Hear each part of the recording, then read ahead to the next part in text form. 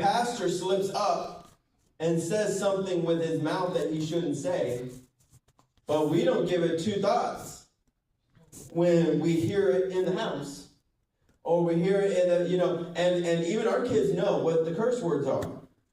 And every time we may hear it, or we hear it pop up on something, or there's a commercial, a commercial can't even go through without someone doing an innuendo kind of curse word. So we know, and they're like, oh, and you yell out like, hold up, and it's one of those things where it's like, let's block that one out.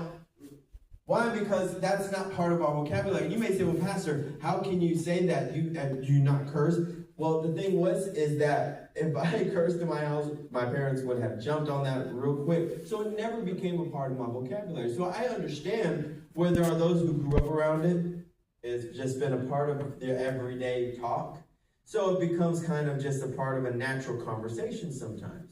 But that's what we're trying to work on. And it's not just cursing, it's attitude, it's a temper, it's what you say when you're angry, it's what you say when you're you got your dander up, as they say. Those words or those things that you say must be in control. Why? Because the Bible says if you are a person of wisdom and you're trying to walk this now new walk with Christ, then you need to showcase that righteousness by kind of cleaning up a little bit of what comes out of our mouth.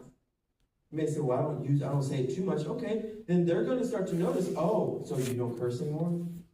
Where you would have said this or that, you would have said something, or you would have cursed or whatever, now you're not cursing. Oh, so you must have changed. And you're like, yes, I'm working on myself. Why? Because the Bible is very clear. Let's read it. Let's go to verse 13. There we go. Yeah, we are. Who is a wise man and endued with knowledge among you? He's like, who's wise in here? Who's knowledgeable in here? Mm-hmm. Let him show out of the good conversation his works with meekness and wisdom.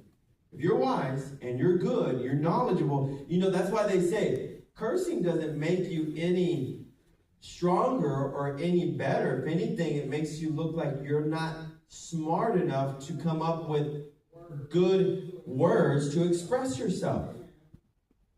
So you go for the cheap ones. You go for the easy ones because you are not portraying your knowledge, your head smarts, to be able to just convey what you're trying to think and say with regular words. Verse 14. Verse 14. But if ye have bitter envy and strife in your hearts, that's not something to be proud of. Glory not, and lie not